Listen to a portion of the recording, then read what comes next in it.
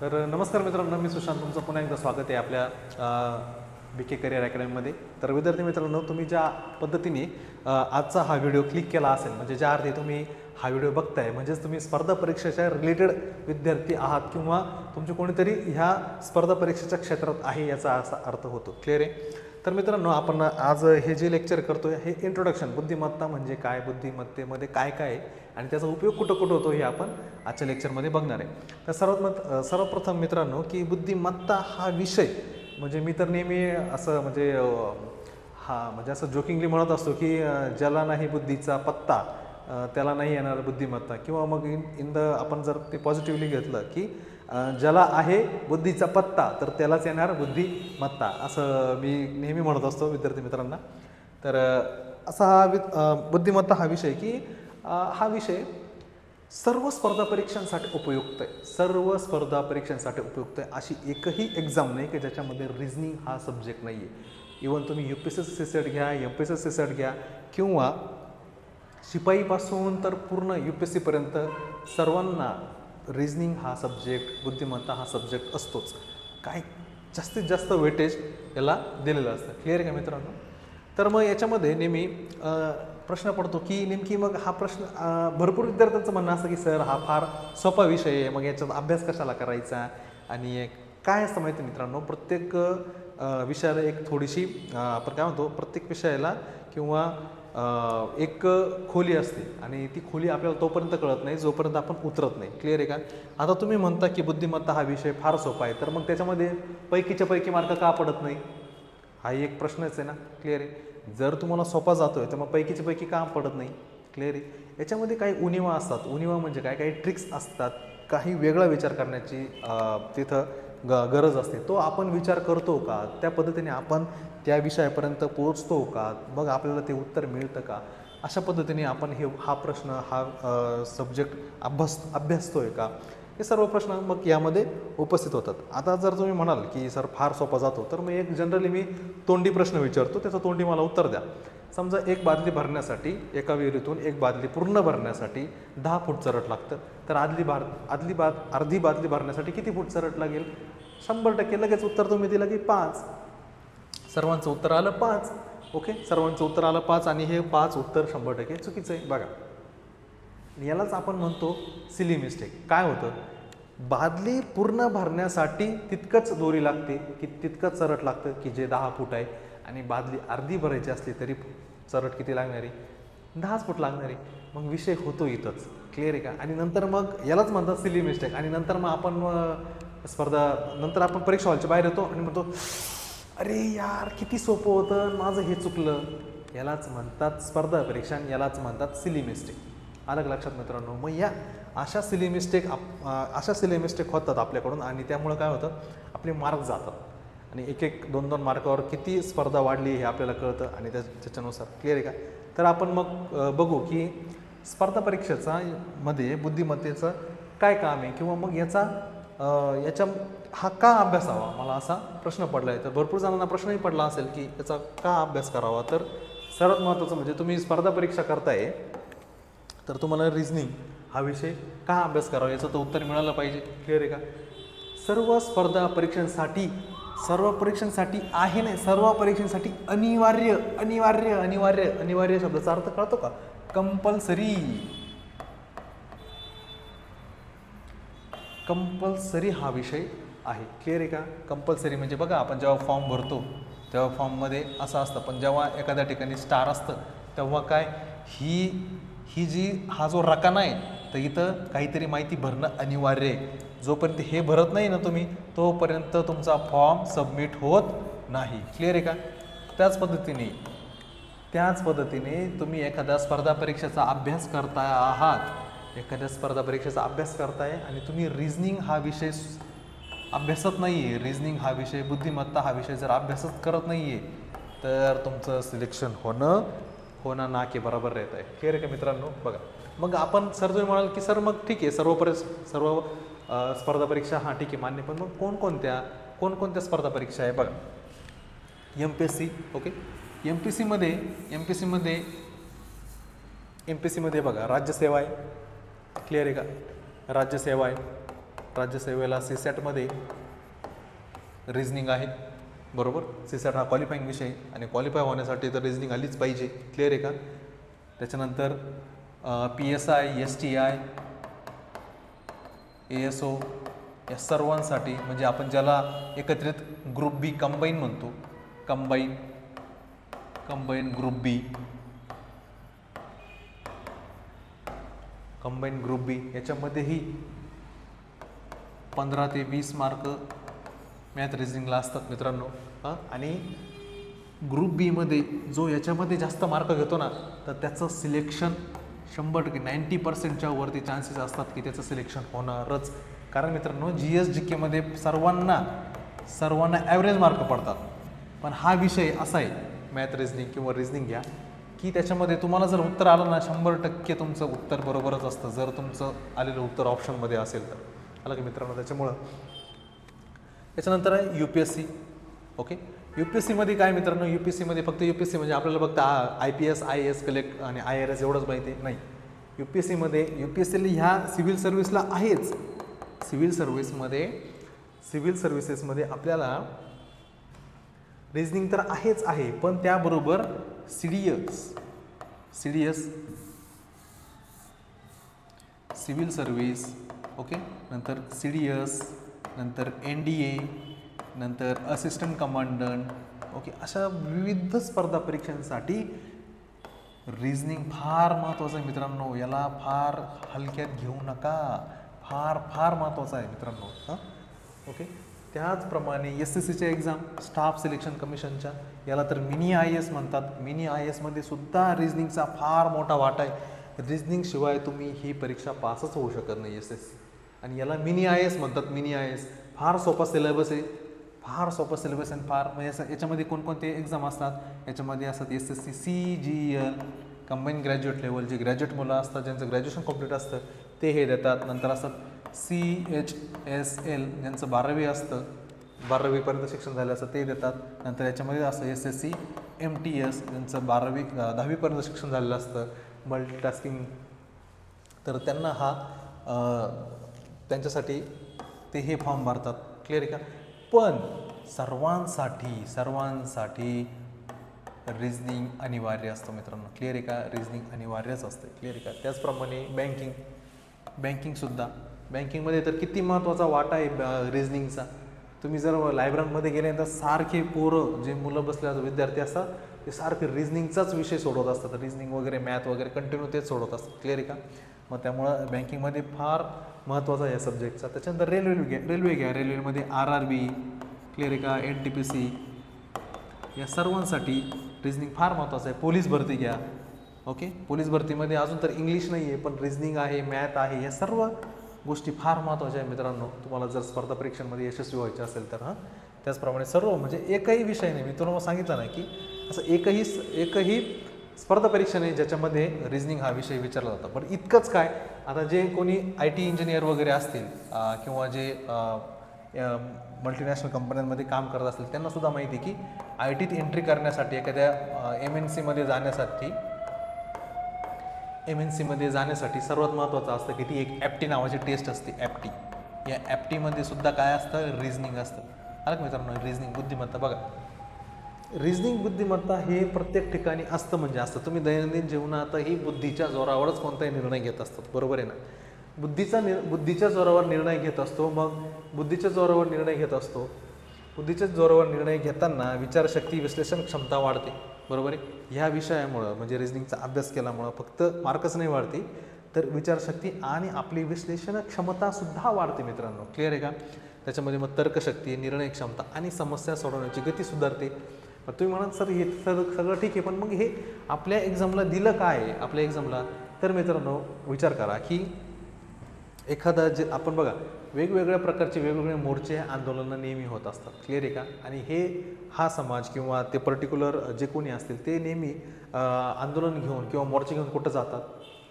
जिल्हाधिकारी कार्यालयावर किंवा संबंधित, फक्त जिल्हाधिकाऱ्यावरच नाही म्हणू शकत आपण, किंवा मग लाईट बोर्ड MSEBच्या ऑफिसमध्ये म्हणजे शेतकरी वगैरे असतील तर. म्हणजेच काय की काहीतरी समस्या आली आणि तो मॉब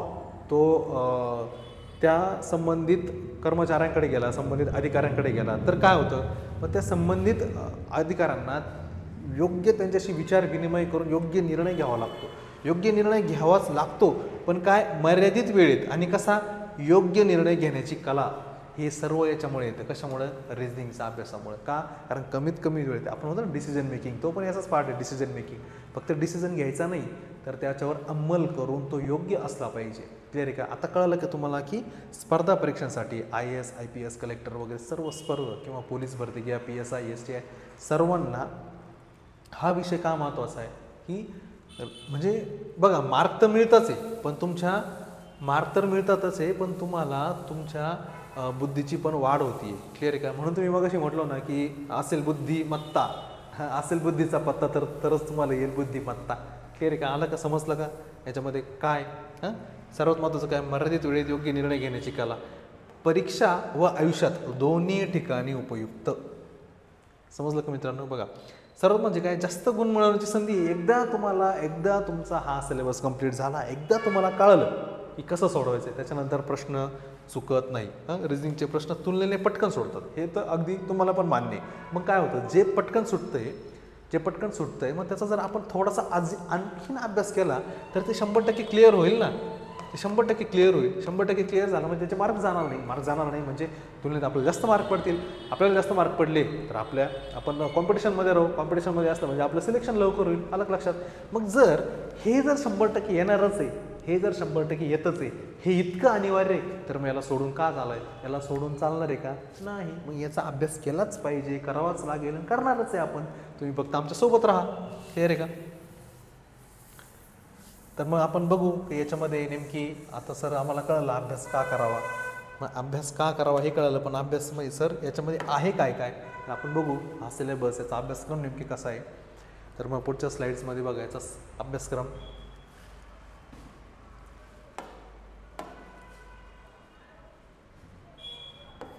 याचा अभ्यासक्रम फार सोपा आहे मित्रांनो. हा सगळा अभ्यासक्रमच आहे.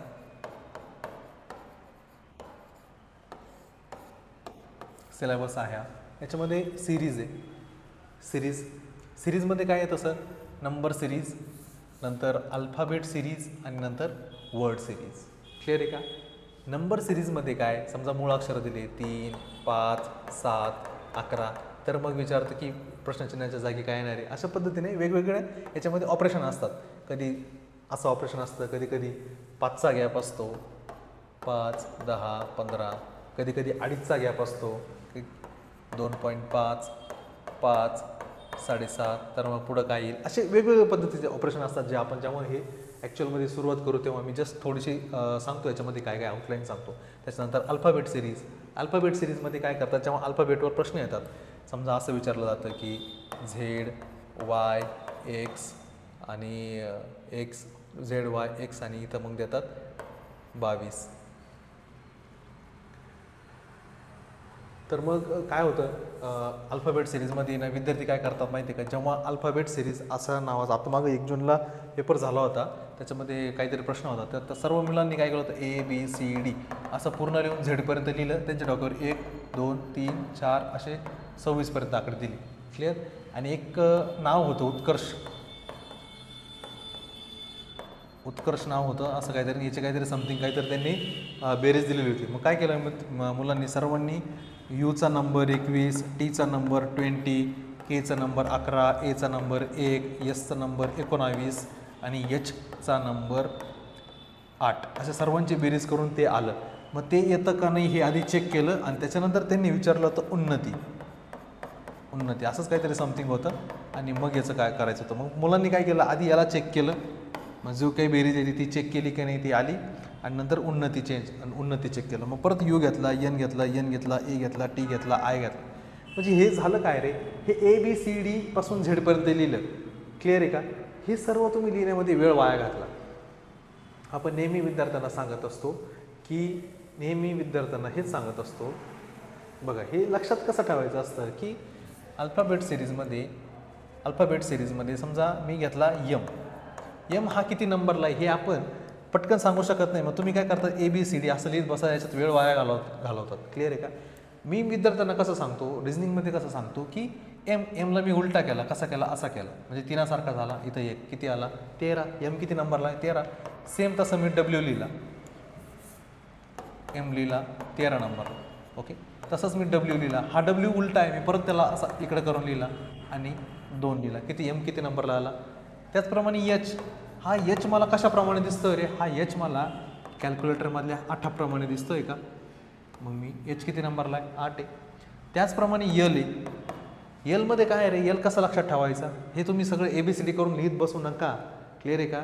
बस स्पर्धा परीक्षेचा ॲप्रोच जरा ठेवा. आपण स्पर्धा परीक्षा करतोय तर आपण इतरांपेक्षा कसे वेगळे असू, इतरांपेक्षा कसं काय पुढे जाऊ, याचा अप्रोच आपल्याला नेहमी असला पाहिजे. मग इथं बघितलं आपण यल, तर यलची ही दांडी छोटी आहे आणि ही दांडी मोठी आहे, म्हणजे एक दांडी छोटी आणि एक दांडी मोठी आहे, एक दांडी छोटी एक दांडी मोठी, मग यलचा नंबर किती झाला 12.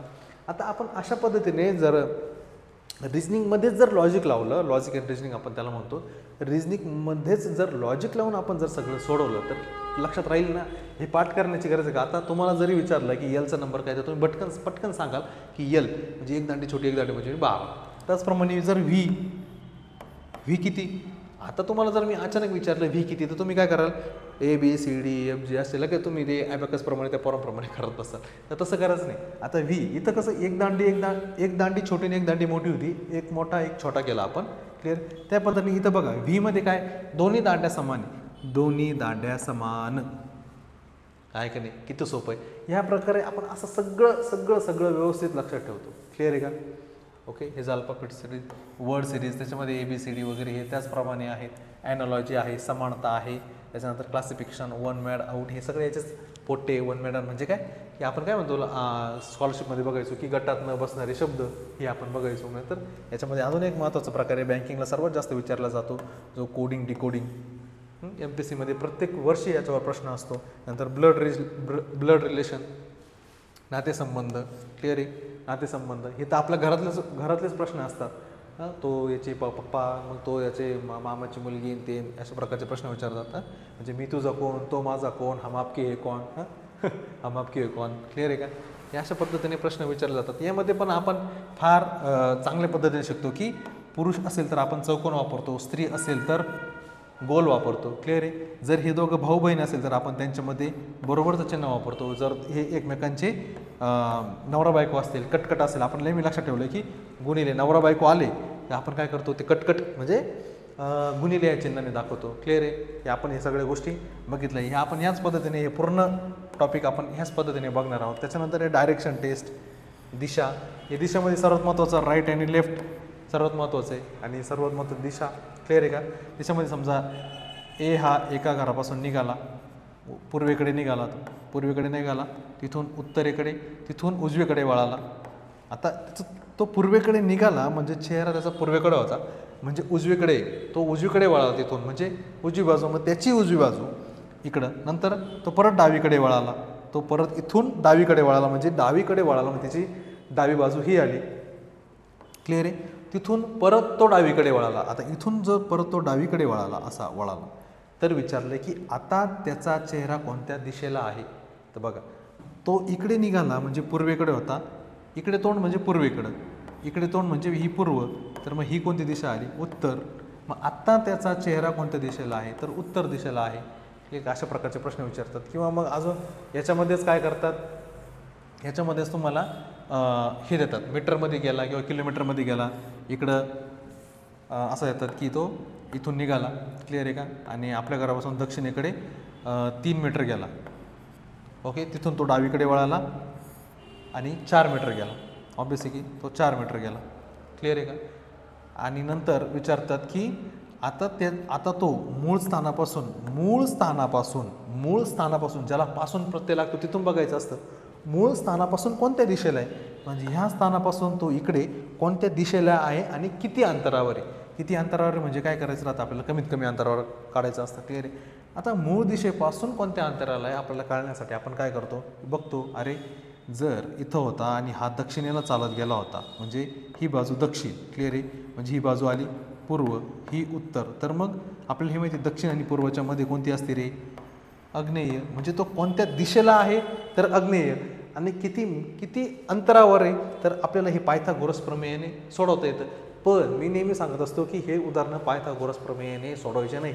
आपण डायरेक्ट, आपण काय 5वीची मुलं नाही आहे, आपण नेहमी काय करायचं, ट्रिपलेट्स शोधायचे. ट्रिपलेट्सनुसार ट्रिपलेट्स काय, मला माहिती आहे की जर 3 4 असेल तर इथं काय येतात 100% 5च येतो. हे काही ट्रिपलेट्स येते, आपले पाठ पाहिजे 3 4 5 असे प्रकारचे ट्रिपलेट्स आहे. नंतर 5 12 13, क्लिअर आहे का. नंतर 6 8 10, हे सर्व प्रकारचे ट्रिपलेट्स आपल्या वर्गात होऊन जातील विद्यार्थी मित्रांनो. पण हे जस्ट मी सांगतो की कशा पद्धतीने सोडवायचे याच्यामधले, क्लिअर आहे का. सर्वात महत्त्वाचं आहे डायरेक्शन, क्लिअर आहे का. नंतर रँकिंग आणि रँकिंग अरेंजमेंट असते याच्यात. नंतर समजा ए हा डावीकडून 10व्या नंबरला आहे, डावीकडून याचा नंबर 10वा आहे. ए हा डावीकडून 10वा आहे, ए हा डावीकडून 10व्या नंबरला आहे, क्लिअर.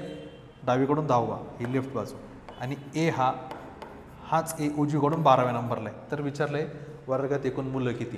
तर काय होतं मित्रांनो, सगळे मुलं काय करतात, 10 अधिक 12, वर्गात 22 मुलं आहे. असं नाही, असं चुकतं मित्रांनो. बघा, ए डावीकडून 10 नंबरला आहे म्हणजे एच्या डावीकडे किती मुलं आहे, ए डावीकडून 10 नंबरला आहे म्हणजे एच्या डावीकडे किती मुलं आहे, 9 मुलं आहे, बरोबर. ए उजवीकडून 12व्या नंबरला आहे, ए उजवीकडून 12व्या नंबरला आहे म्हणजे त्याच्या उजवीकडे किती मुलं बसलेले, 11. आणि मग आपल्याला ही एक ओळ भेटते, एक रांग भेटते. मग बघा 9 आणि हा ए 1, 9 आणि 1 10, 10 आणि 11 किती, 21.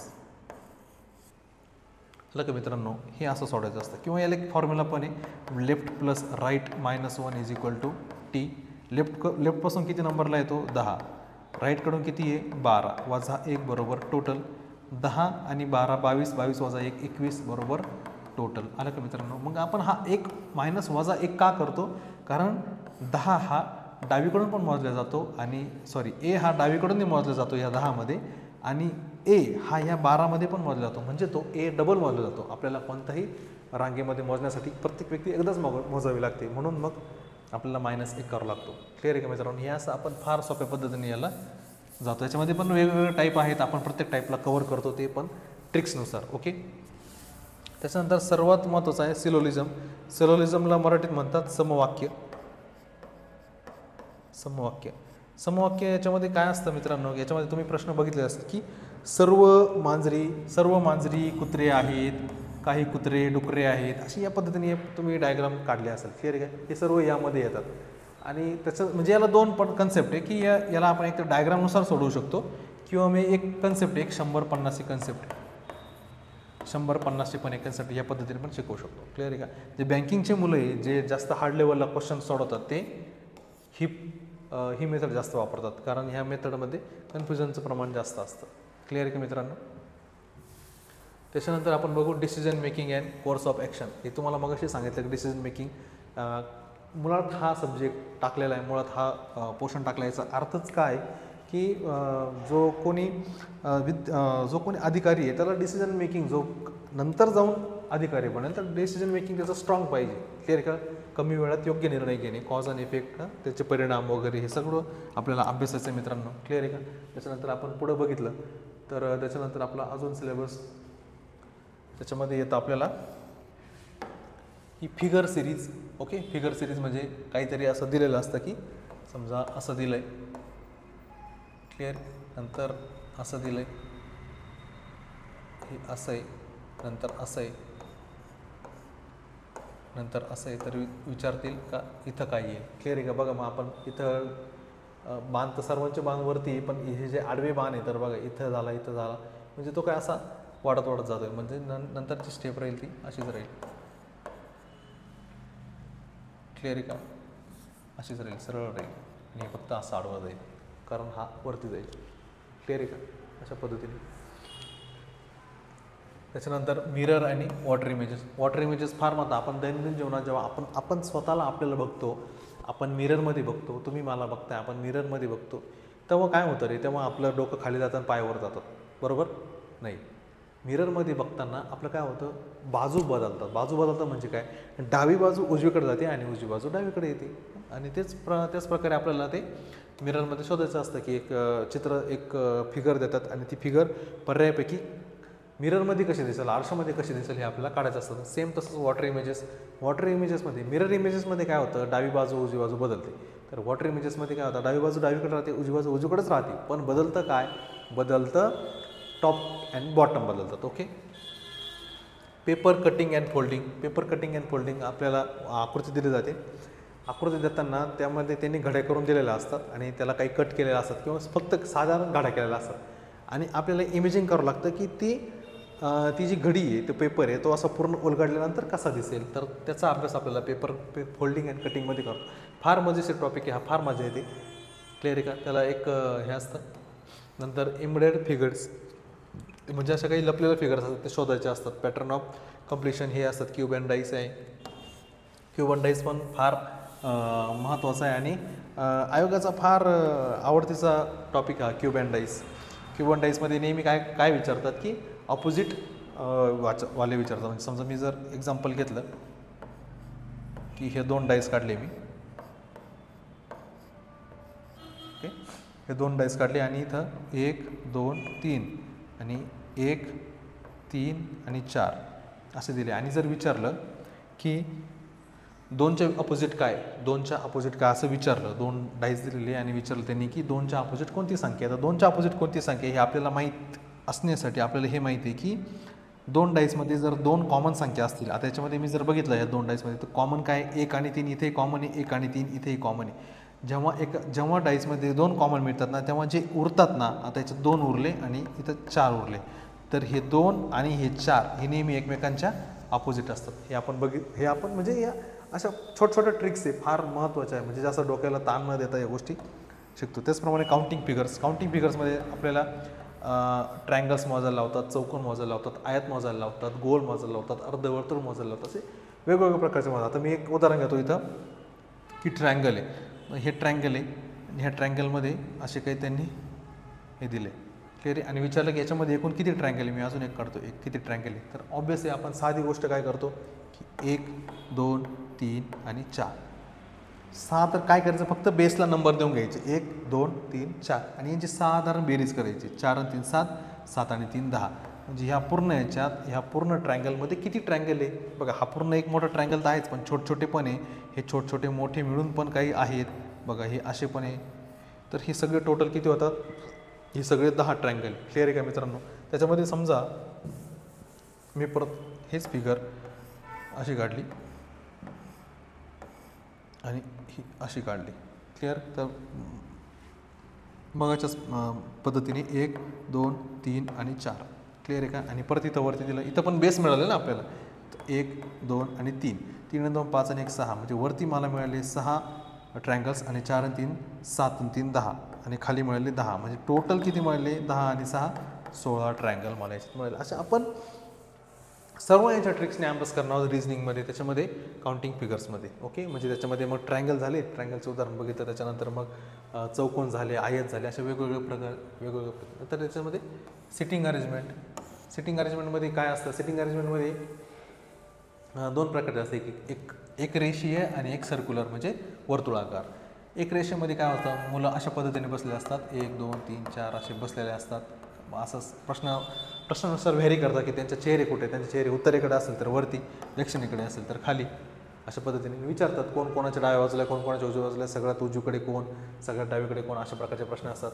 त्या पद्धतीने मग सर्क्युलरमध्ये काय होतं, एक सर्क्युलर म्हणजे एक गोलाकार टेबल आहे. त्या टेबलमध्ये काही 7 जण बसले, 1 2 3 4 5 6 आणि 7 जण बसले. सर्वांचे चेहरे केंद्राकडे म्हणजे काय, सर्वजण आतमध्ये बघताय. क्लिअर आहे का.